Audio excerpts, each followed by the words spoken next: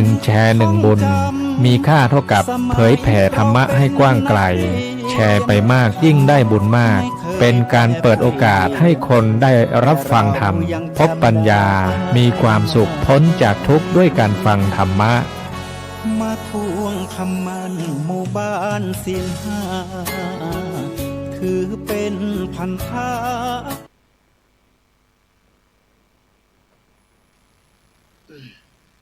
ขอนมัสการไว้สายังครูบาอาจารย์สังฆเจ้าทั้งหลายจุดตัวจงองค์ขอความสุขความเจริญในศีลในธรรมจงบังเกิดมีแก่บรรดาสาธุชนญาติโยมนักศีลนักบุญทุกท่านทุกคนวันนี้วันที่วันเสาร์ที่21 มิถุนายนพุทธศักราช2568รายการพุทธศาสนา10แผ่นดินตั้งแต่เวลา8 โมง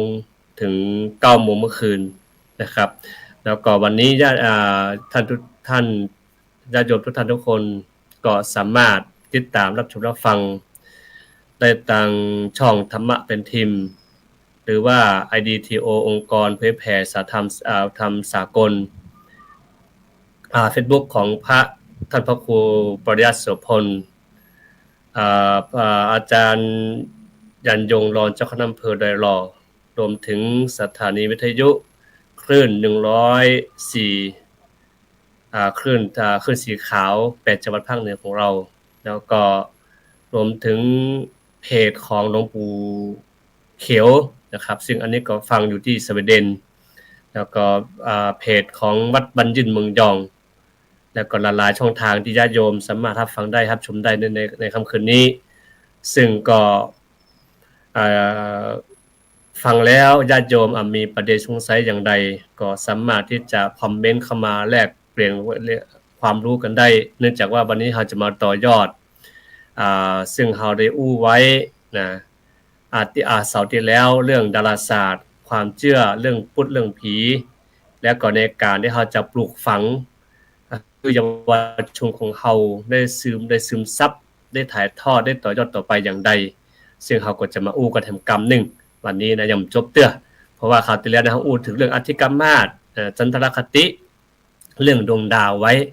ก็เรื่องนี้ก็คือเป็นองค์ความรู้ของปารัตนาของเราสมัยก่อนเปิ้นได้บันทึกได้จานไว้ในตำราอักขระล้านนาของเราก็ควรเอาความรู้เหล่านี้มาเปิดเผยมาฮือบอกศรัทธาของเราเรื่องปราชญ์ล้านนาของเราที่จะรู้แล้วก็อาจจะมาทบทวนดูหรือว่ามาแบ่งปันความรู้แก่หมู่เฮาเจ้าข้าทั้งหลายก็ด้วยความยินดีต่อไปนี้เฮาก็มาพบกับผู้ที่จะมาร่วมสนทนาแบ่งปันความรู้ของเฮาในคราวนี้จำนวน2ท่านด้วยกันเนาะท่านแรกก็ไปที่โยมอาจารย์สักกรินก่อนนะครับเจริญพรแนะนำตัวก่อนเนาะครับผมไวสาครับไวสาจูตั้นจูองจูตนจูองครับผมต้องเรียนช่างยิวครับหรือว่าใจลงเจ๋งก็ได้เนาะชื่อสั้นๆนะครับสาธุเจริญพรแต่ท่านที่2ก็คือครูโอหรือว่าครูพรชัยตุ้ยดุงอันนี้ก็ไวสาครับเจริญพรนะเจริญพรไวสาสมณะจุตนจุองค์แล้วก็อย่างเงี้ยครับญาติธรรมนะครับที่ได้รับฟังรายการในวันนี้นะครับคณะที่รอมาละครับผมอาจารย์ครับโปครับแนะนำตัวครับไวสานะครับตุเจ้าท่านนายจุตนจุองค์แล้วก็ญาติธรรมนะครับที่ฟังรายการธรรมะแมลงนี้นะครับเราก็จะมาอู้กันต่อในเรื่องเขาแล้วนะครับซึ่งก็เป็นการต่อยอดเนาะเฮาก็สบายๆม่วนๆเพราะว่าช่วงเดือน9เนี่ยช่วงเดือน9ช่วงนี้นี่มันเป็นฤดูกาลที่หมู่เฮาทั้งหลายเนี่ยมีพิธีกรรมอย่างมากมายนะครับทั้งปลูกนาก็ดีแหกนาก็ดีปั้นน้ำนาเข้าต้มข้าวนาก็ดีนะครับซึ่งเมื่อก่อนนั้นเฮาก็จะมีปอกแก่ฝายเนาะปอกแก่ฝายมีล่ามฝาย ถึงเวลาเดือน7ถึงอันนี้ขอเล่านิดนึงก่อนจะเข้าเนื้อหาเราจำได้ว่าตอนเดือน7ปลายแฮมนี่ป้อของเรานี่เริ่มไปฟันไม่รักฝายแล้วหรอไม้หัวกล้าไม่รักฝายไม่เป็นฮ้อไม้แลบฝายเนาะลักแลบฝายนะอาจารย์ดงเจ๋งอาจารย์ครูโอนพอจำได้ก่อนลักแลบฝายนี่เอาไปเปิดเอาไปซ่อมฝายอันนี้ลูกแก้ฝายหรอลูกแก้ฝายภาพที่ชอบฝ่ายต่างๆเนี่ยไล่ตั้งแต่ฝ่ายหลวงเนาะฝ่ายหลวงก็คือฝ่ายที่จากแม่น้ำเนาะแล้วมาฝ่ายที่กึ่งเมืองหลวงแล้วก็ย่อยลงมาเป็นเมืองหมู่บ้านเนาะเมืองหมู่บ้านแล้วก็มาเมืองหมู่บ้านแล้วก็มาเมืองบ้านน้อยแล้วก็ให้น้อยให้อย่างไหวลงไปนะอันนี้แล้วแต่ว่าแล้วแต่ว่าไผ่ตี้ใจน้ำจากตรงนี้นี่ก็เส้นนี้เส้นเนี้ยเมืองเส้นเนี้ยมีไผ่ใจพ่องกินน้ำมดน้ำมดมาเขาจะไม่หัวกันทีนี้พอเฮาพูดถึงระบบเมืองฝ่ายเนี่ยงานของใครก็อาจารย์จันลงเจงก็จากโคโอที่เขาอ่านอยู่เนี่ยจำได้ละอ่านเมือนละตีกับด้ามน้ำการแบ่งน้ำระดับด้ามน้ำที่ว่า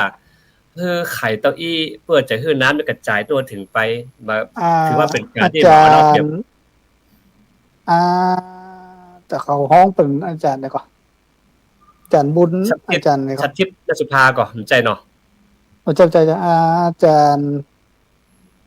บุญอาจารย์เนี่ยก่อนอาจารย์บุเสริฐอะไรเป็นศึกษาระบบฝ่ายที่บรรพงเขาเนี่ยก็น่าสนใจว่าคือเมื่อก่อนนี่นะคืออันนี้ระบบฝ่ายจัดสารวุฒิใช่จัดสารวุฒิรูปินกะอันนั้นนะพอระบบฝ่ายที่ตะมึงยองตอนนี้ล้มสลายมันมีฝ่ายอะไรครับมันมีฝ่ายแต่ว่ามันแย่งชิงน้ำกันคือบ่มีผู้จัดการของฝ่ายละคือบางคนนี่เที่ยงคืนตี 2 ตี 3มันไปลักเอาน้ำกันเนี่ยคือดิ้มที่จะมาตายกับเรื่องให้เรื่องนานะมันจริงน้ำกันเพราะว่าน้ำเนี่ยบางปีฝุ่นก็ตกดีตกบ่ดีอันนี้ก็เกี่ยวข้องกับเดือนดาวเหมือนกันนะเนาะอาจารย์เจ๋งเนาะแล้วก็เกี่ยวข้องกับพฤติกรรมความเชื่อที่เฮากำลังวิถีชีวิตของเฮาปัจจุบันเนี่ยมันอยู่ใกล้ตัวของเฮาแท้ๆนะครับทั้งที่บรรพบุรุษของเฮาเนี่ยอาจารย์ทั้งสองท่านโยมอาจารย์สองท่านคือเปิ้นมีความสามัคคีภูมิปัญญาเปิ้นแบ่งสรรปันส่วนให้จะดีแต่คนเฮารุ่นหลังเนี่ยมันยังเปลี่ยนแปลงไปได้ว่าเนาะอันนี้เฮาก็ทีนี้เรื่องดนดาวก็ดีหยังก็ดีความสัมพันธ์ทางธรรมชาติทางเกษตรกรรมก็ดีนี่ก็อันนี้เฮาจะได้มาอู้มาจากกันแล้วก็เฮาคือใครคือแต่คนแต่ถามกันไปได้ก่อนนะเพราะว่าบางเทื่อนี่มันจะได้สนทนากันแบบม่วนๆเนาะดังนั้นก็คือเรื่องเดินดาวนี่ขออาจารย์นงเจ๋งเปิดก่อนเลยว่ามันจะเกี่ยวข้องก่อนที่จะไปเรื่องของเนี่ยให้เสนาเนาะก่อนอื่นเนี่ยเฮาก็จะต้องรู้ก่อนว่าปีนี้มันมีเดือน10กิเตื้อมันก็เดือน10กิเตื้อหรือว่าถ้าเป็นต่างมึงขึ้นเมืองลือเนี่ยปรากฏว่ามีเดือน9กิเตื้ออยากจะได้รู้ก่อนว่าตามปกติปฏิทินที่ประกาศมาเนี่ยถ้ามันมี2เตื้ออาจจะต้องย่านาล่าน้อยถึงแม้ว่ามันจะถึงเดือน9เดือน10แล้วเนาะแต่อาจจะต้องย่าล่าน้อยนึงเพราะว่ามันมี2เตื้อแต่ถ้าปีไหนที่มันมีเตื้อเดียวพอมาถึงแล้วก็ได้เลยจัดการเลยฉะนั้นปีนี้เวลาพอปกติปีนี้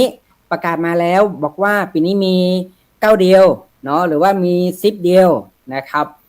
แล้วฝ่ายบป.ปีนี้ในปกติจะต้องพอว่า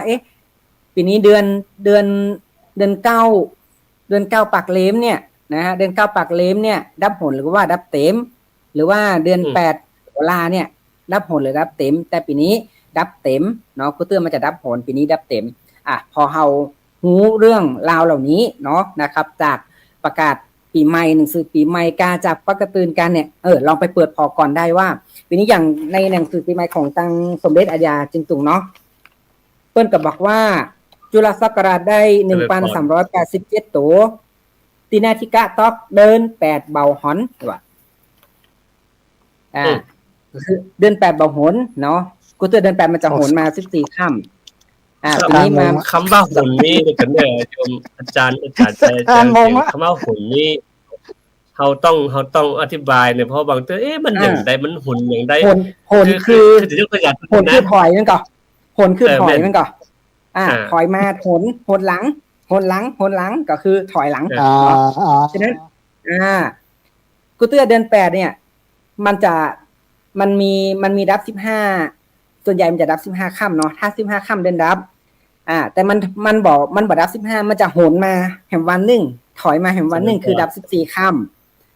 ฉะนั้นกูเตื้อเนี่ยเดือน8โหราเดือน9ปักเล็มเนี่ยมันจะโหนมา14ค่ำแต่ปีนี้บ่โหนปีนี้15ฉะนั้นเดือนนี้ก็ดับ15ค่ำนะครับดับเต็มเนาะดับเต็มสำหรับปีนี้แล้วก็เดือน10ปักเล็มเดือน9โหราก็มีรอบเดียวฉะนั้นปีนี้ก็ย่านาตามปกติคำว่าย่านาตามปกติหมายถึงว่ามันสมมุติว่าเมืองยองเนี่ยเมืองยองเพิ่นจะเริ่มไถนาเดือน9ได้เป็นเดือน9เนาะแต่ก็คือหมายถึงว่าผู้ปีนี้จะไถนาเดือน10เนาะแต่เป็นคือถ้ามีของ9แรกอาจจะบ่ต้องย่าเตื้อแต่ไป9ที่2มันถึงจะจับเวลาพอดีครับแต่ว่าถ้ามันมี9เดียวก็จัดการเลยเนาะครับแต่ทีนี้แต่นะพูดถึงเมื่อก่อนนะครูโอกับอาจารย์ดงเจ๋งเมื่อก่อนอินดูควายเนี่ยพอแมงแวฮ้องบ่ทบแมงแวเนาะแวงเพราะน้ำตาควายซึมละเพราะหยังมันจะได้ซึมดังก็ไม่ได้เสียงดังเอาควายใส่นาเนาะควายใส่นาแล้วอินดูควายเพราะคือบางเตื้อก็ควายบางตัวนี่มันลึกอย่าเนาะก้มกินหญ้าไปเจิกฟาดลงไปมีที่ไหนใจงัวพ่องเหรอครับที่เมืองยอนี่บ่เคยหันใจงัวนี่ใจลากเข้าอย่างเดียวใจล้ออย่างเดียวแต่ควายบ่ใจล้อเอางัวใส่ล้องัวใส่ล้อควายใส่นามันก็แยกกันไปแยกประเภทกันไปแยกกันไปแต่ทีนี้คือพอเฮามีความสัมพันธ์เรื่องธรรมชาติจากอีปุ๊บเนี่ยมันฟ้าฝนเนาะเรื่องเกี่ยวกับฟ้าฝนว่าตกต้องฤดูกาลนะทีนี้เรื่องการฟ้าฝนเนี่ยอาจารย์ทั้งสองท่านก็คือมาตรงว่ามันจะมีตำนานของปีใหม่เฮาเตยเนาะปีนี้ฝนจะตกเมืองจมพูเฮากี่หามันก็มีครับมีในประกาศสงกรานต์หนังสือปีใหม่จะกล่าวถึงว่าในแต่ละปีเนี่ยฝนมีกี่หาตกในมนุษย์โลกบางคนกี่หามันก็จะมีกล่าวถึงซึ่งแต่ละคนมันก็รอฟังเหมือนกันว่าปีนี้ฝนนักฝนน้อยน่าขึ้นน้ำกี่ตัวก็พอไอ้ปุ๊บเป็นการเรื่องทำนายเนาะทีนี้ครูโอครับครูโอจะบอกครูโอว่าเฮาพอมีความเชื่อแล้วมีความเชื่อมโยงทางพิธีกรรมของมันก็ตั้งดวงดาวแล้วสำหรับขอน้ำขอฝนปฏิหารเนาะเอาอันแรกก่อนเนาะอันแรกที่ต้องเกิดมาเนี่ยนะที่หันเนี่ยนะไปใส่น้ำลี้เนี่ยตอนนั้นเนี่ยน้ำลี้มันตายไปเมินเลยนะมันบ่มีน้ำเลยมันบ่เหมือนประเดี๋ยวเนี่ยนะเพราะว่าเกิดภัยแล้งแล้วก็สถานเจ้าบ้านก็หนีไปอยู่บ้านบ้านป่าแพ่งพ่องหนีไปอยู่เมืองฝางพ่องอยู่ไปอยู่จังแสนพ่องหนีไปอยู่แม่เสลียงพ่องแล้วแต่ในช่วงนั้นน้ำลี้นี่มันแล้งขนาดแล้วมันมีทั้งปี1ปี2530น่าจะประมาณปี30เนี่ยนะ30 31เนี่ยเพิ่นมีสืบจักราน้ำลี้เพิ่นก็ขุดกลางน้ำลี้เนี่ยเป็นน้ำเนี่ยแล้วก็แปลงนกยางนกยางแปลงป่าเหล่าด้วยไม้โปนะใส่ในหั่นแปลงป่าเนาะแล้วก็เอาบัวปานมาใส่ข้างในปลูกข้างในกันแล้วพระเจ้าเพิ่นก็จะมีทำบุญใส่บาตรเนาะใส่บาตรแล้วก็ทุกเจ้าเทศทำอะไรอย่างก็เทศทำอย่างปลาช่อนเนาะทำปลาช่อนพญาปลาช่อนก็ดอกก็แล้วก็แห่กองกบเห็นนะ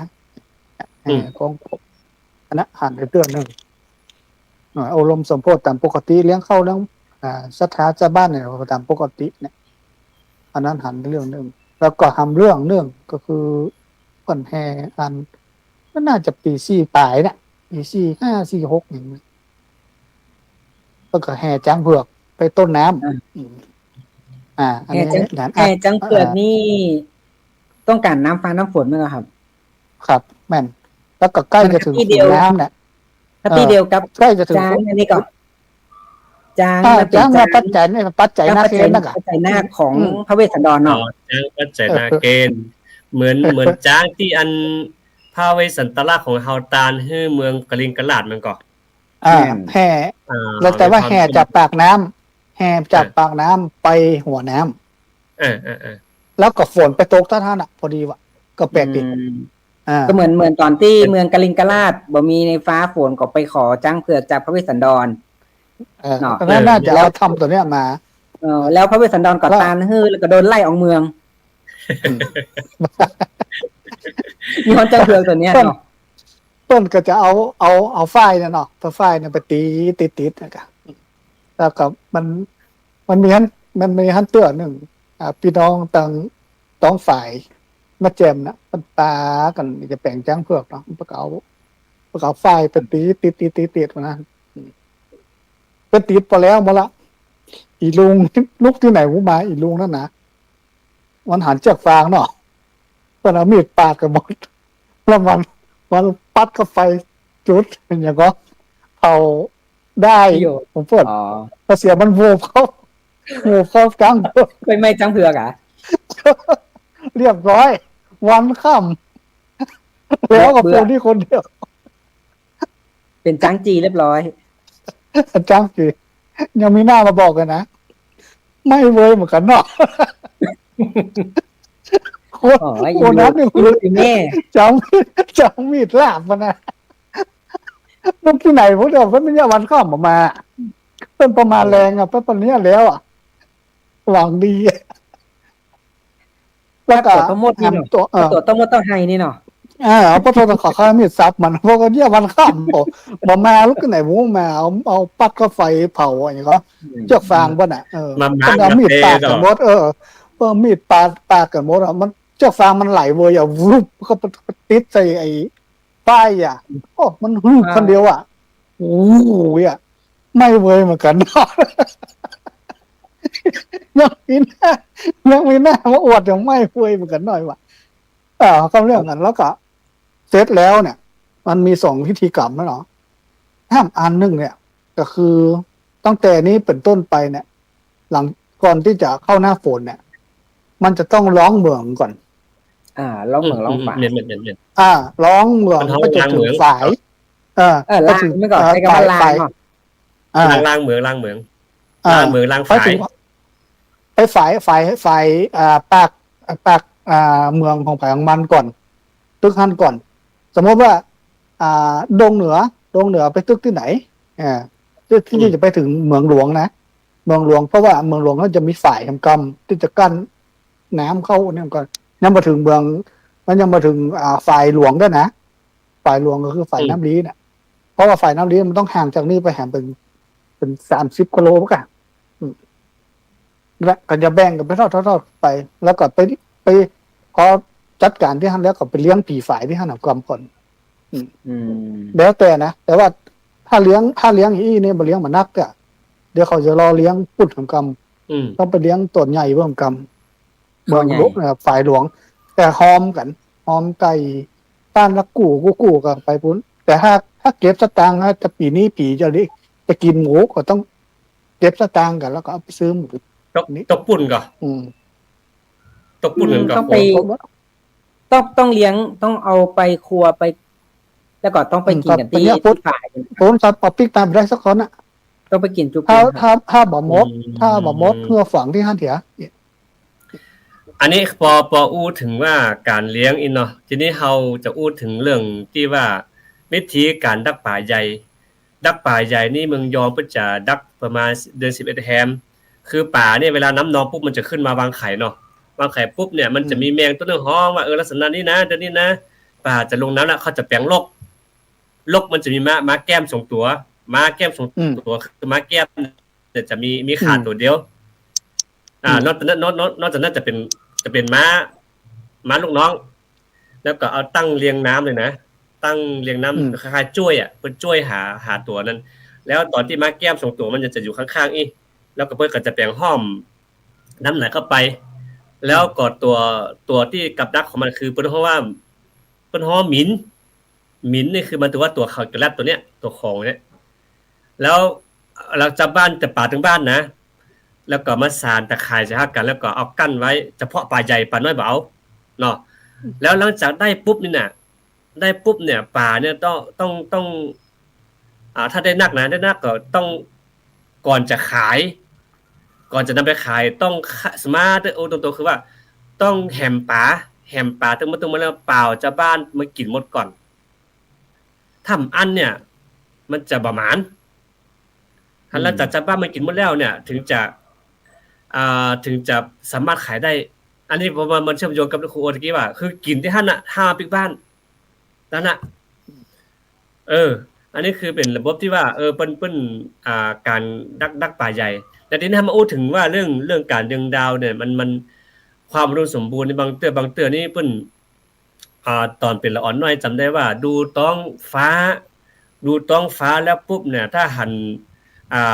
ตัวฟ้าหรือเมฆลายปุ๊บเนี่ยเปิ้นจะบ่งบอกว่าอันเนี้ยปลาตะเพียนจะขึ้นน้ำแล้วก็ปลาขี้ลายปลาพ่อปลาเนี้ยเปิ้นจะว่าไปตามแล้วแต่ทรัพย์สินทรัพย์ตรงกันนี้ถ้าสมมุติว่าอย่างที่เฮาอุปตะแล้วนะว่าเดินดาวเนี่ยบางวันเฮาบ่สามารถสมมุติว่าบางวันเดือนมืดก็จะหันดาวแจ้งเนาะแต่บางวันที่ฝนตกเฮาก็บ่สามารถจะดูดวงดาวได้แต่ทีนี้คือหมายถึงว่ามันมาพอมันถึงว่าความเชื่อมโยงกับความพิธีกรรมหรือพิธีเกษตรกรของเฮาเนี่ยซึ่งบางปีก็น้ำแล้งบางปีก็น้ำหลายซึ่งเฮาเชื่อมโยงไปถึงนางยักษินีเลยนะอาจารย์ดงเจียงอาจารย์โอนางยักษินีนี่ตอนที่เขามีกรรมมีเวรต่อกันเนาะและสุดท้ายเนี่ยพอคนเฮาได้ไปฮู้จักบุญคนคลายกรรมคลายเวรกันปุ๊บก็อุปถัมภ์ต่อกันก็เกิดความเมตตาธรรมต่อกันว่าเนี่ยปีนี้น้ำจะดีเนอร์ควรปลูกน้ำจะนักควรปลูกนาที่ดอนแล้วปีนี้น้ำจะน้ำจะแล้งควรปลูกนาที่ลุ่มอันนี้ก็คือลักษณะเป็นการที่ว่า1มาทดแทนบุญคุณของผู้มีพระกรุณาคุณส่วนหนึ่งเนาะแล้วก็แถมอย่างนึงคือเชื่อมโยงกับความทำนายอันนี้ก็เหมือนเฮาอู้กันว่าเนี่ยดวงดาวเนี่ยสามารถที่จะบ่งบอกถึงดาราศาสตร์เนี่ยเฮาจะเอาเข้าเจือลงกี่ค่ำจะไถนากี่ค่ำจะเก็บเกี่ยวกี่ค่ำอย่างเงี้ยนะนี่ที่ก็ต้องขอความรู้กับอาจารย์ทั้ง2ท่านตัวเจริญพรถามว่าจำรายละเอียดได้ก่อนจำบ่ได้แต่ว่ามันมีอยู่ว่าวันปลูกนาวันแหกนามันมีเกหันปั๊บอยู่ว่าปั๊บวันแหกนาแต่ส่วนใหญ่แล้วมันขึ้นกับว่าวันเป็นค่ำแฮมเนาะนะครับว่ากี่ค่ำนะครับแต่บางเตื้อมันก็จะมีฝอยตอยอยู่ในวันหนไตพ่องก็มีอยู่นะครับซึ่งส่วนใหญ่แล้วเนี่ยมันขึ้นกับแต่แล้วมันคือเปิดเพราะว่าคนบักเก่าเนี่ยเปิ้นสังเกตเนาะพอสังเกตธรรมชาติสังเกตสิ่งต่างๆรอบตัวแล้วเนี่ยมันเกิดการเก็บสะสมข้อมูลเนาะว่าปีนี้ถ้าหันอย่างอี้แล้วมันจะเกิดจะอี้ถ้าหันอย่างอี้เลยเกิดอย่างอี้แล้วมันเกิดการเก็บสะสมข้อมูลไว้พอมาถึงสมัยหนึ่งว่ามันเกิดการยอมรับได้ว่าถ้ามันเกิดแบบนี้แล้วมันจะเป็นยังไงเนาะมันก็เลยเกิดการทำนายต่อมาเข้าสู่เรื่องของการทำนายนะครับซึ่งสมมติตรงนู้นเนี่ยถึงแม้ว่าจะเป็นการทำนายก็ตามแต่มันเกิดจากการสังเกตเนาะสังเกตของคนเฮาที่สังเกตธรรมชาติสังเกตฟ้าสังเกตฝนสังเกตสิ่งที่เกิดขึ้นนะฮะแล้วช่วงนี้แล้วช่วงนี้กันปกตื่นก็ดีเนี่ยต้องใจเพราะว่าคนเฮาจะต้องหูปกตื่นนะครับซึ่งแต่ก่อนเนี่ยเปิ้นไล่นับมือได้เนาะนับมือได้เนี่ยก็ได้เนาะ แม่กระด้างแล้วก็เฮาหันบางเตื้อหันเดือนแล้วหันเดือนมันขึ้นช่วงนี้เดือนขึ้นอ่าเที่ยงคืนปุ๊บเนี่ยก็ประมาณเท่าใดกี่ค่ำกี่แฮมเนี่ยแฮมเท่าใดก็ว่ากันไปได้อย่างเงี้ยนะครับก็มันเป็นการสังเกตแล้วก็การจดจำนะฮะแล้วก็เกิดเป็นความรู้เรื่องของความเชื่อเข้าสู่ความเชื่อแล้วก็แนวปฏิบัติที่เรายึดถือกันมานะฮะซึ่งตัวมุตงวนมันก็ต้องพอมื้อจันทร์วันดีอยู่ดีแหละช่วงนี้เจริญพรเนาะครูโอต่อครูโอมีอย่างเสือมาจันเจงก็ในปฏิทินในปกตูนเนี่ยในปกตูนนี่นะมันก็จะมีฝอยนะหรือว่ามันเป็นห้องว่ากำไทยปีว่าไงกำซอกำอย่างนี้นะก็จะมีอยู่ทั้งรวมมาแต่ว่าปลูกเข้าดีแหกเข้าดีแจ้เข้าเจือดีเนาะอันเนี้ยมันจะเป็นเป็นห้องว่านะกฎอะไรนะหมายจำไว้ว่าเฮาควรแต่เนี้ยกิจกรรมมันเนี้ยบันไดอย่างเช่นว่าจะเอาเข้าเจือลงแจ้ละเพราะว่ามันจะแจ้2 วันนะเนาะประเดี๋ยวจะต้องถามว่าแต่ละที่เนี่ยเป็นเข้าแจ้เนี่ยเข้าเจือที่เอาไปแจ้เนี่ยจะใส่ยังห้องอันนี้ถามเหมือนกันพ่อก็จะจดไว้ที่ไม่ใช่จดไว้แต่ทีนะจดที่เขาเสาวันแจ้เข้ากี่ค่ำแจ้เข้ากี่ค่ำอันนี้ตัวอีเนาะเอาออกวันที่ตัวอีกี่ค่ำเนี่ยแล้วก็ไปแหกที่หว่านก้าก่อนแต่ไปดองนะก้าก็ดองนาก้าไว้ก่อนนะบางที่ทั้งงัวนักเดี๋ยวบ้านอย่างอย่างบ้านอย่างเมืองยองกาอย่างเชียงตุงอันนี้ต้องล้อมมาได้หัวเรื่องควายมันเลยมีเพลงนี่ไงมันเลยมีเพลงอันเนี้ยตาหันได้เหมือนไปหันหญ้าน่ะหันเหมือนไปหันก้าน่ะแต่บ้านเฮาเนี่ยบ้านมาแสลมพันล้อมากูไก่กันไก่ไก่จะไปกันไก่แต่กันนกเป็นนอนนกนกป้อจดไว้แล้วเสร็จแล้วเอาไปบ้านก้าเสร็จเนาะแต่บอกนะว่าตั้งบ้านอาจารย์โรเจงครับอาจารย์มหาเนี่ยว่าตะเหลวเพิ่นใส่เหมือนกันก็นะแต่บ้านผมเนี่ยเปอร์เซ็นต์ตะเหลว5 แฉกขนาดตะเหลว5 แฉกเนี่ย4 มุมเนาะ4 มุมแล้วก็ล้อมหัวเหียนี่นะซะจนก้าเนี่ยมันยาวได้กี่วันนะกี่วันถึงจะไปลกก้าตัดก้าแล้วถึงไปปลูกอันนี้ซึ่งไอ้ตรงเนี้ยทั้งเมืองยองจะเหมือนกันก็ที่ใส่ตะเหลวเนี่ยเพราะว่าอันตะเหลวเนี่ยเราอาจจะได้อ่านมาแล้วว่ามันมาจากตำนานเจ้าขุนตึงเนาะเจ้าขุนตึงว่าด้วยการที่เจ้าขุนตึงเนี่ยเขาลบแมงผีเสื้อไม่ใช่ผีเสื้อสมุกนะแต่ผีเสื้อนี่คือผีเสื้อป่าซึ่งเป็นแม่ของเจ้าขุนตึงเนี่ยเจริญพรแมงเหลวนี่ก็คือแมงอะไรก็คล้ายๆหุงกับเป็นหุงเยอะแล้วจะตัวน้อยหุงตัวจะน้อยก็หุงน้อยนะหมู่เดียวกันเพราะว่าคุณเดียวกันมันเริ่มตั้งแต่มันเอาเหลวเนี่ยไปใส่เมืองก่อนเอาไปใส่ในเมืองแล้วผีเมืองมากินคนในเมืองบ่ได้ก็ไปลงโต้งไปกินข้าวนาก็เอาตะเหลวเนี่ยไปใส่นาแหมผีมามีไอ้อย่างมากินที่นาบ่ได้กินข้าวกินนะไปกินผีป้านะเอาไปใส่ในไอ้นี่ป้าแหมมันก็เลยกลายเป็นไอ้อย่างที่ว่าเป็นตะเหลวเอาตะเหลวก็ได้ความรู้จะดีวันนี้นะเพราะอันนี้คือที่จริงแล้วพิธีกรรมทุกอย่างตั้งล้านนาเฮานี่ส่วนมากตาเหลวค่าเขียวเนาะมันตึ้งงูกันนะตาเหลวค่าเขียวไปมีเสื้อน้อยแล้วทีนี้ต้องถามอาจารย์ดวงเจียงก่อนว่าการที่ใส่ตาเหลวนานนั่นน่ะตั้งเมืองตั้งบ้านอาจารย์โยมอาจารย์ดวงเจียงได้มีก่อนสมัยก่อนหันอยู่นะครับแต่ตอนนี้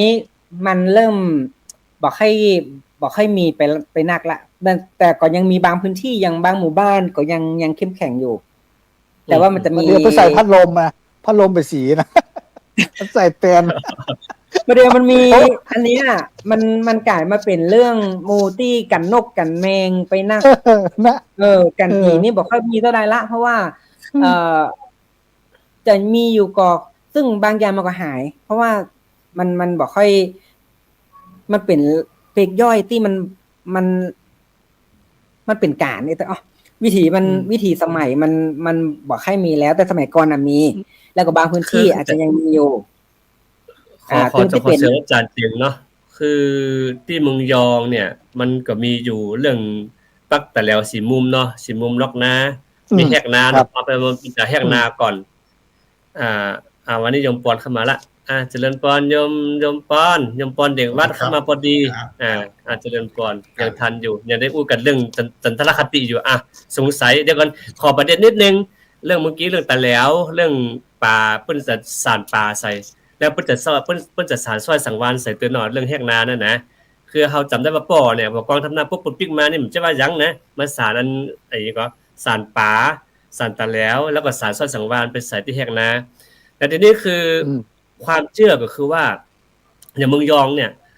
เปิ้นหลังจากที่ปลูกนาโมถึงบ้านนะพวกก็จะตานทำนาก่อนมีพิธีตานทำนาหมายความว่าเอาทรายเอาหินเอาทรายมาเอาน้ำบ่อทรายมาปุ๊บแล้วก็ไปมังกรที่วัดแล้วก็เอาทรายไปเผานาทางนี้เพื่อป้องกันอย่างที่ว่าแหละป้องกันเรื่องแมลงก้ามอย่างกาแต่ปัจจุบันนี้มันอย่างว่าแหละคือมันยาน้ำมันนักมันก็เลยวิถีชีวิตของเรามันเปลี่ยนแปลงไปในเมื่อก่อนกุ้งหอยปูปลาที่สมมาเตทำเป็นละอ่อนน้อยไปเอาปลาเนี่ยนะจกมันจะไปแผงงูอ่ะตึงปูตึงอย่างมาจกเอามาตัดน้ำปูแต่ปัจจุบันนี่หาปูก็เขียมเขียดก็เขียมแมงดาก็เขียมปลาทุกอย่างก็เขียมเป็นหมดเลยเพราะว่าอย่างหนึ่งการไถนาคือเมื่อก่อนใช้ควายมันก็เต็มจะใช้น้ำมันก็ทำให้คราบน้ำมันตกใส่น้ำมันก็ไปแล้วทีนี้มาถึงเรื่องโยมปอนก่อนโยมปอนเนี่ยคือครั้งแล้วถามไว้แล้วผมงงอย่างผมบ่เข้าใจอะไรเรื่องคราวที่แล้วว่าจันทรคติยังไงสุริยคติอย่างไรเนี่ยโยมปอนเปิดประเด็นเลยตอนนี้ถามอาจารย์ดงเจงอาจารย์โคโอได้เลยจริงๆก็ค้างคาคำถามจากคราวที่แล้วครับก็ต้องรบกวนทางท่านอาจารย์ให้2ตอบนะครับไขข้อข้องใจเรื่องจันทรคติกับสุริยคติติงครับผม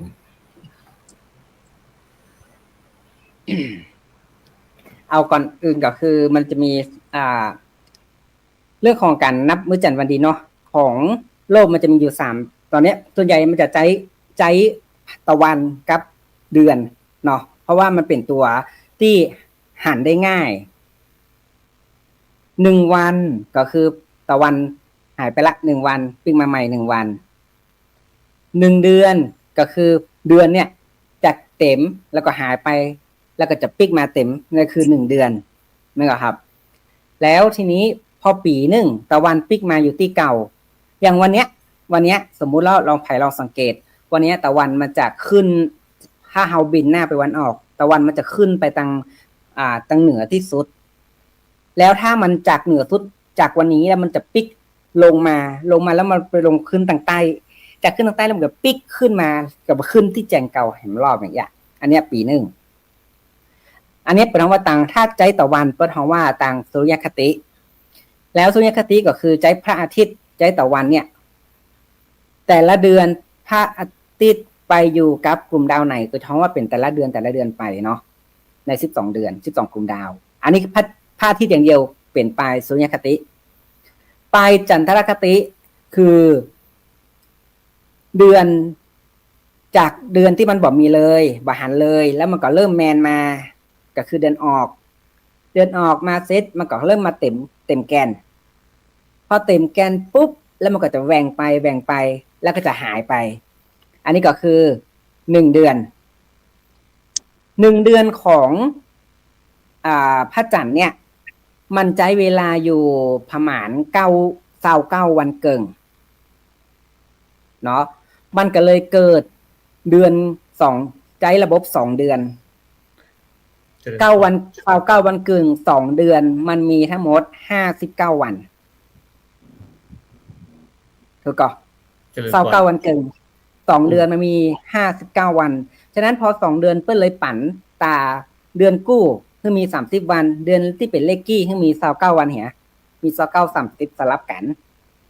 เนาะอย่างเดือนนี้ปีนี้เดือน9เหนือหรือว่าเดือน7ไทยมันควรมีมี29 วันแต่ปีนี้พิเศษมี30เตือนมาอันนี้ว่ากันอีกอย่างนึงแล้วทีนี้ถ้าเดือนแบบนี้มันมี29 30 29 30สลับกันไป1 ปีของเดือนเนี่ยใน12 เดือนของพระจันทร์เนี่ยมันจะมีจำนวนวันอยู่เท่ากับ354 วันก็คือ360ก็12คูณ360ลบแห่ง6จะมี354 วันพอ354 วันจะสังเกตว่า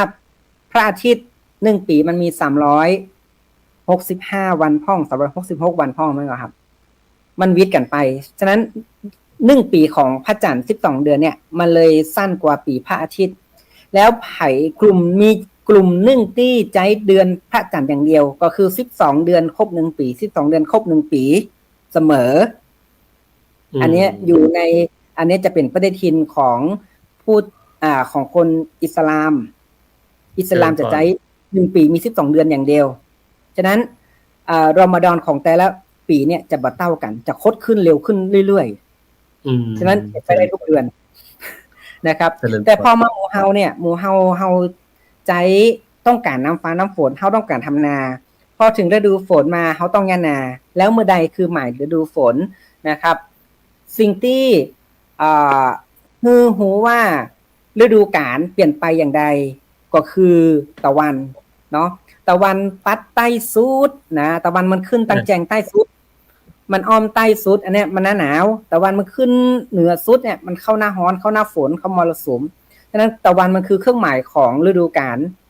แล้วทีนี้พระจันทร์เวลาเฮาบอกนัดกันเฮาดูสังเกตพระจันทร์ว่าพระจันทร์ช่วงนี้พระจันทร์มันเป็นอยู่ที่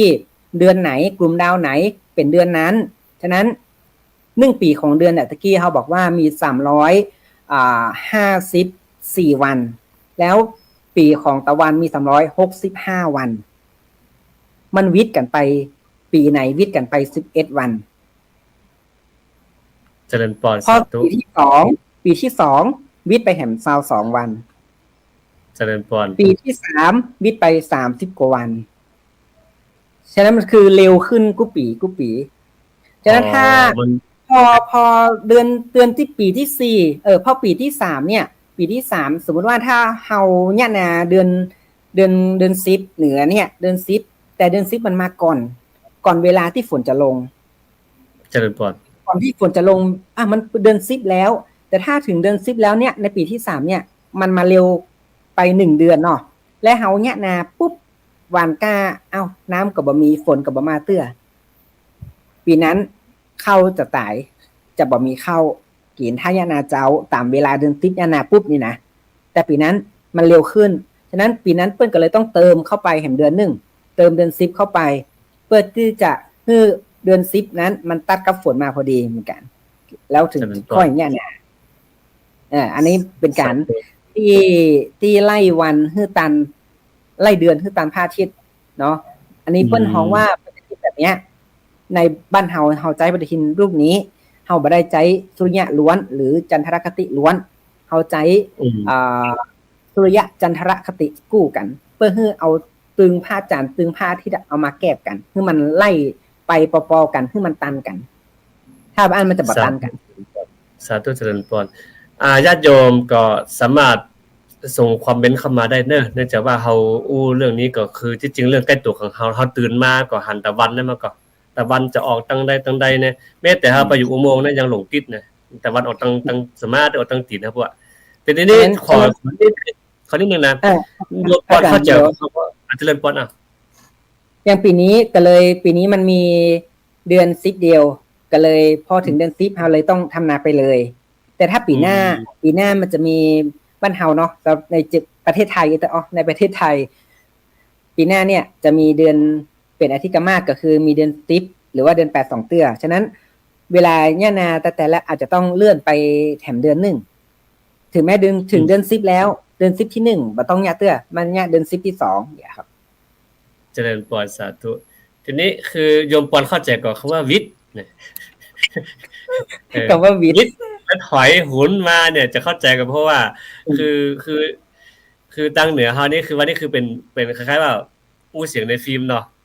อู้เสียงภาษาท้องถิ่นแต่ว่าจะเอาโยมปอนเข้ามาปุ๊บเนี่ยโยมปอนก็น่าจะเข้าใจเพราะว่ามาซึมซับอยู่ภาคเหนือตั้งนานนะคำว่าวิทย์ไม่เข้าใจเนาะพอจะเดาได้ครับท่านพอจะเดาได้มันขาดไปมันแบบมันขาดไปมันบัดเต็มมันคือหมายถึงว่ามันจากเดือนที่ว่าเดือนนี้จะจับแบบเดือนเพ็ญหรือเดือนอะไรก็แต่ว่ามันถอยหลังไป1วันนะครับแล้วถอยหลังว่าเกิดทำให้ว่าภาษาเหนือว่าดับหนแต่ว่าภาษากลางไม่รู้จะเรียกยังไงนะคือมันขาดเป็น1วันนะทีนี้คือเดือนขาดเดือนเต็มเดือนขาดไป1นะครับแล้วนี่เฮาก็พอเรากำลังจากำลังม่วนๆนะเวลามันไหลมาตลอดเวลาเพราะฉะนั้นใครมีประเด็นอันยังก็เปิดเลยตอนนี้เพราะว่าเฮาโอเพ่นละเอาโยมปอนมีอะไรอีกไหมจะเสริมทางด้านธรณีเกี่ยวกับดวงดาวธรณีที่โยมปอนดูหมออยู่เพราะว่าอาจารย์โอก็ดูหมอเหมือนกัน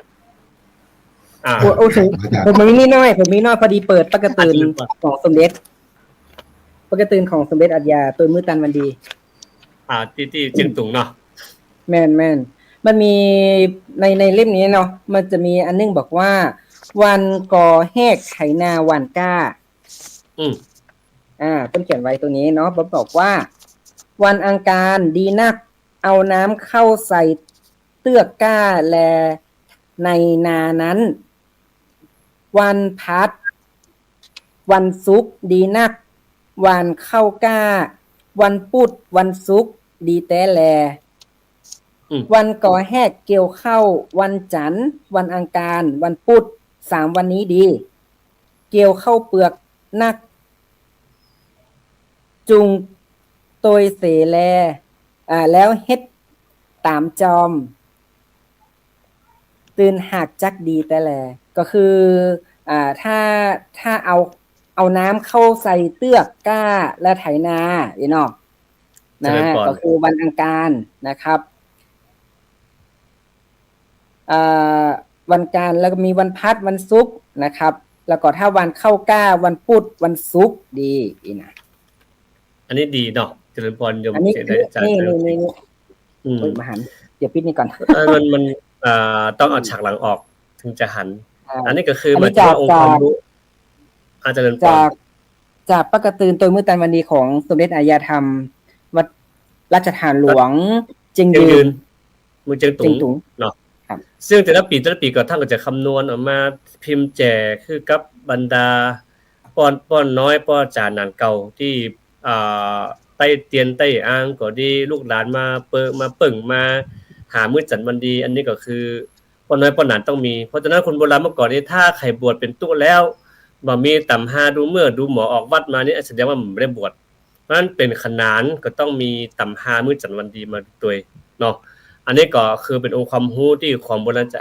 อันนี้แหละสาธุอันนี้ก็จะมีติดอยู่ทุกเรือนเลยนะครับจะมีติดอยู่ก็หอผู้เฮือนเลยนะอันนี้ก็ปกติ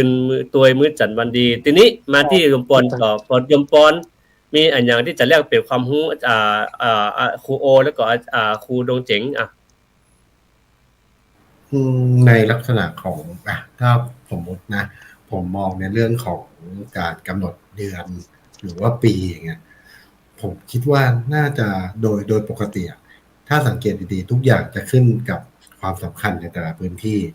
อย่างถ้าเป็นของฝรั่งเขาก็จะมองว่าฤดูใบไม้ผลิของเขาก็คือกุมภาพันธ์มกราเขาก็พยายามเอาเดือนฤดูร้อนแล้วของฝรั่งใช่ครับก็คือเหมือนว่าช่วงนั้นก็คือฤดูใบไม้ผลิเอาเป็นต้นปีเหมือนว่าเป็นการเกิดใหม่เป็นการเริ่มใหม่ของในแต่ละปีหรือของเราที่อิงเรื่องของเกษตรกรรมก็จะเน้นเรื่องของการทำเกษตรกรรมในฤดูฝนในการปลูกข้าวเพาะปลูกต่างๆ ซึ่งในอีกศาสตร์หนึ่งของทางนี่ในทางดวงจีนที่เขาไล่เป็นธาตุมีไม้ไฟดินทองน้ำอันเนี้ยธาตุไม้ก็กลายเป็นธาตุที่อยู่ต้นปีประมาณกุมภาซึ่งตรงเนี้ยมันก็สัมพันธ์กันกับตัวธาตุเอง ซึ่งพอบอกว่าตัวทางจีนเองก็อิงของศาสตร์ว่าเราเอาธาตุไม้เป็นธาตุต้นกำเนิดเพิ่มขึ้นปลายปีก็คือธาตุน้ำเหมือนน้ำเข้ามาปลายปีอย่างเงี้ยครับก็คือมีทั้งหิมะทั้งอะไรเป็นน้ำฝนละลายมา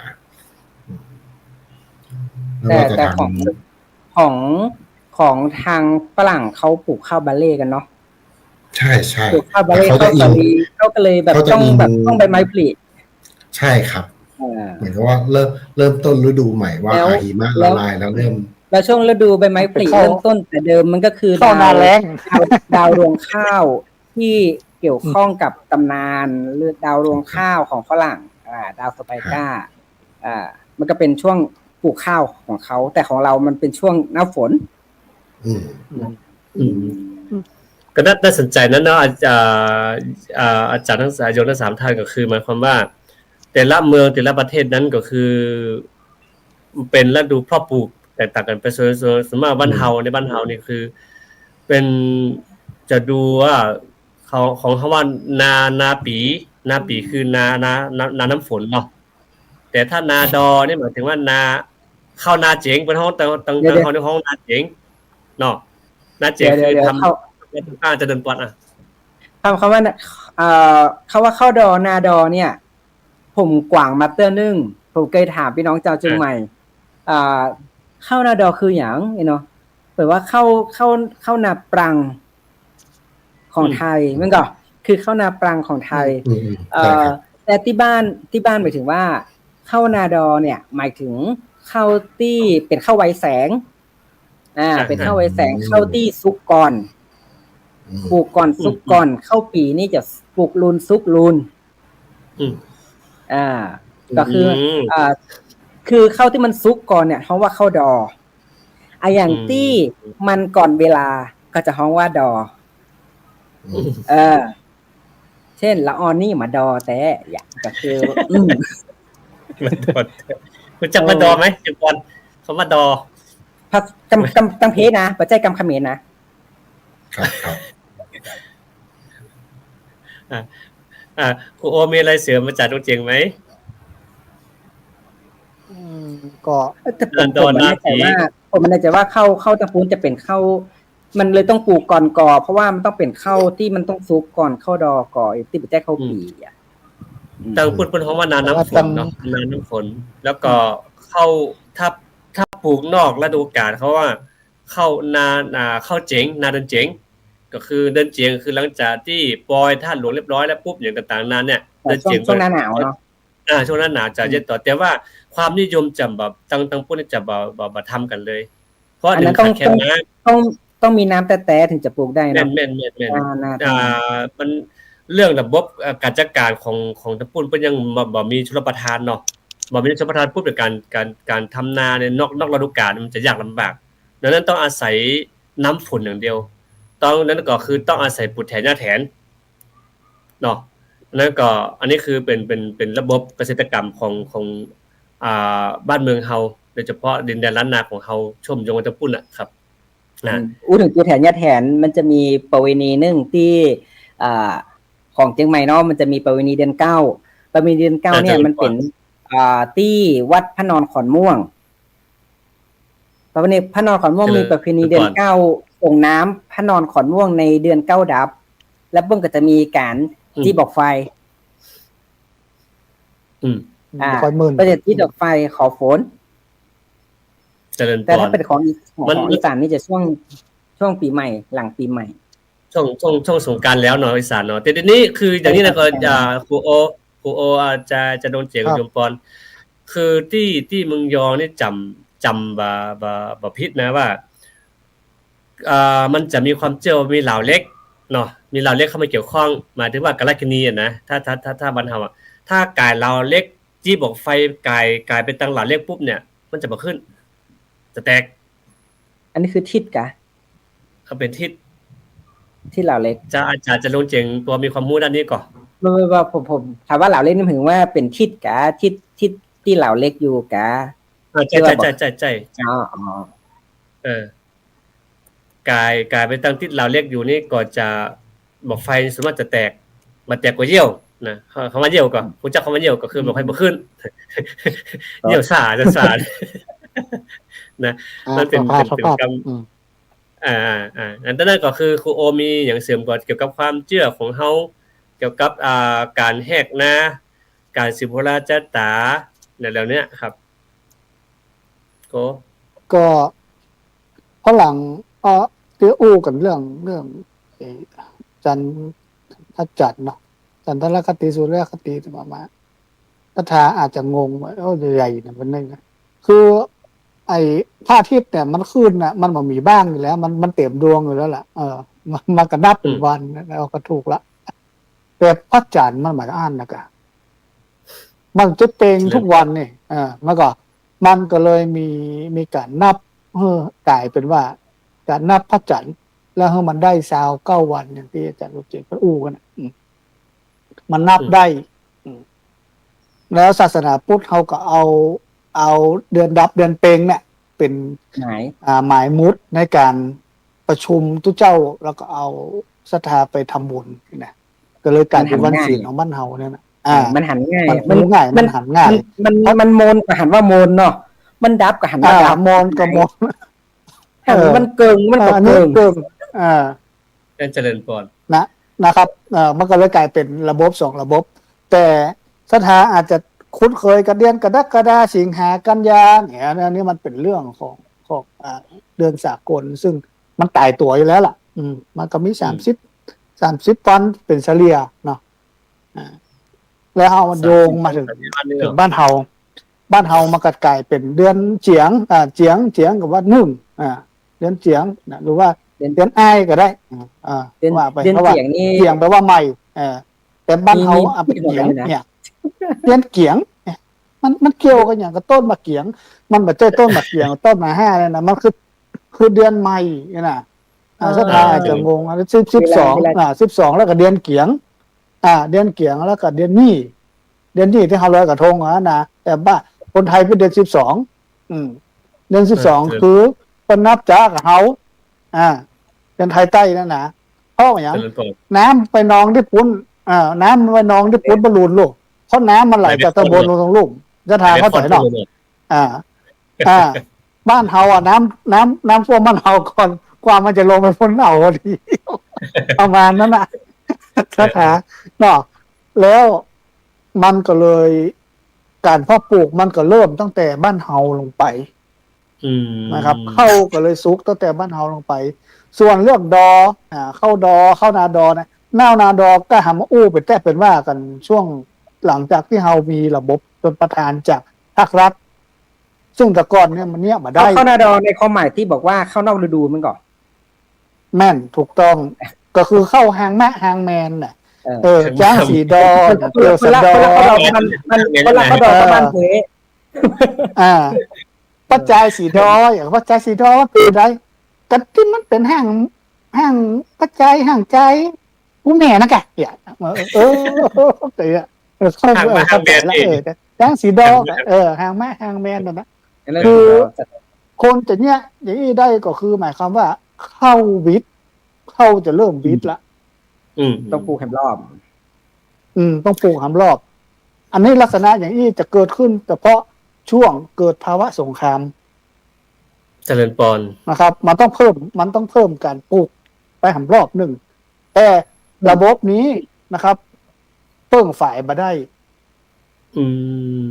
ต้องใช้เครื่องจักรก็เลยเกิดลุกขึ้นมาเลยต้องใจลุกนะครับก็ใจต่างๆก็จะมีต้าลุกต่างๆต้าลุกนั้นต้าลุกนี้ต้าลุกต้าขี้เล็กต้าลุกต้าสตอยต้าลุกจะเป็นนะลุกเพราะว่ามันต้องใช้น้ำตัวนี้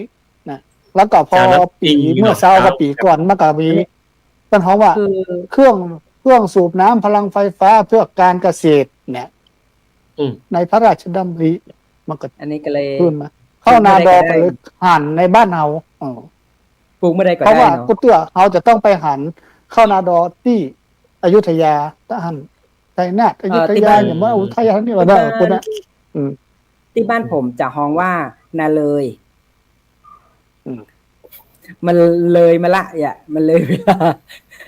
แล้วก็จะปลูกในที่ลุ่มที่โฮงที่มีน้ำขัง แล้วละออนจัดจังขนาดบ่ชอบที่สุดจะบ่ชอบที่สุดเพราะว่าต้องไปไล่นกถ้าก็เข้านาแล้งก็มีเข้านาแล้งมีอันอย่างเดียวก็คือเข้าบาเล่เพราะตรงเนี้ยหน้าแล้งฝรั่งนี่ครับเขาฝรั่งจนเดือนมีนานกจอกนักในช่วงนี้ครูเนี่ยมันเดียวกันหมดหน้าแล้งนี่นกจอกนักนกจอกแล้วข้อเสียของเข้านาแล้งก็คือว่าข้อเสียของเข้านาแล้งนะครับคือไฟจังไหม้เลยทำ2 นาทีจะมีปัญหาเดี๋ยวถึง2 นาทีจะได้ลารายการนอกนั้นกับเหมือนนอกนั้นกับเหมือนกันหมดก็คือเนี้ยนาก็คือเนี้ยตั้งแต่ตั้งบนลงไปตั้งลุ่มทีนี้ขอเสริมนิดนึงว่านาล้านนี่หูจักก่อนนาล้านนี่บอกหูเด้อนาล้านนี่คือหมายถึงว่าปลูกเข้าแล้วตรงนั้นมันตายปลูกต้นใดก็ตึงดินเหมือนดีคือคล้ายว่าลักษณะตรงนั้นมันดินเหมือนดีแล้วก่อนนาฟ้าผ่าแล้วเนี่ยมันของความเชื่ออยู่ดีนะว่าคือว่าต้องนิมนต์ตัวเจ้าไปสู่ไปถอนก่อนแล้วก็นาอันนั้นน่ะถึงจะสามารถปลูกเข้าได้ต่อถ้าบ่สู่บ่ถอนปุ๊บเนี่ยมันก็จะบ่สามารถจะปลูกเข้าได้นี่คือนาล้านคือตัวเข้าตายอยู่ดีก็ตายไปเพราะฉะนั้นระบบความเชื่อเข้ามาว่าเอาตาแล้วไปปักเอาทรายไปเผาเพื่อจะไล่สิ่งไม่ดีไม่งามสิ่งไม่ดีไม่งามนี่ออกจากไหนาไปบางเตือปีนึงตะกะแตนกินข้าวพ่องยังพ่องนะแล้วก็หอยโง่ฮู้จักหอยโง่อ่ะหอยนาเนี่ยมันชอบกินข้าวตายหอยงัวแต่มงยอเขาหอยโง่ไปกินข้าวกันนะหอยเชอรี่นักกะเชอรี่ทำอย่างนั้นโอ้อันนี้มันมีมาตั้งแต่สมัยพญามังลายแล้วเชอรี่นี่จะมารุ่นหลังแต่เชอรี่มาทีหลังนะตัวมันใบใหญ่อ่ะตัวหน่อยอ่ะใบใหญ่เล็กๆอ๋ออันนั้นไม่เคยหันตั้งแต่สมัยนะแต่ว่าหอยเชอรี่มันมาตอนปี2500จากจีนไหมสาว8 9อย่างเนี้ยแล้วก็เป็นสิ่งที่เฮาจังที่สุดเพราะว่าเฮามีเกือบอกสมัยนั้นน่ะโอ้เสียดายได้เวลาหมดแล้วโอ้หมดละเสียดายเวลาหมดแล้วหมดละจำได้มาอู้เรื่องตาแล้วเนาะตาแล้วป่านิ่นป่าค้ำค่อยสังวานที่ใส่ไทยไร่ไทยนาเนาะดังนั้นก็ต้องขออนุโมทนาบอกขอบคุณโยมอาจารย์ลงเจ๋งเนาะแล้วก็ยมปอนอาจารย์ครูโอพรชัยตุ้ยดงที่ได้เสียสละเวลามีกามาปั่นความรู้มาแลกเปลี่ยนกันนะครับแล้วก็อนุโมทนาบุญสาธุกับญาติโยมที่กดไลค์กดแชร์ไปแล้วก็แลกเปลี่ยนความรู้กันหลายท่านก็ค่ำคืนนี้ก็จำเป็นต้องล่ำลาโยไปแหมละเพราะว่ากำลังม่วนนะสุดท้ายมาม่วนตอนหลังตอนต้นกระท่อนกระแท่นอยู่มาม่วนตอนหลังกำลังจะไปต่อแต่ก็เวลาเฮาก็จำกัดเวลาชั่วโมงเนาะเพราะว่าแต่ละคนก็มีธุระหน้าที่ต้องรับผิดชอบเนาะดังนั้นก็ต้องขออำนวยอวยชัยทุกคนมีความสุขความเจริญมีสติปัญญาสามารถในการแก้ไขปัญหาชีวิตของทุกคนในแต่ละมื้อแต่ละวันไปก็ขอให้เจริญด้วยอายุวันนะสุขภละปฏิทานธนสารุวัตทุกคนเจริญพรสาธุ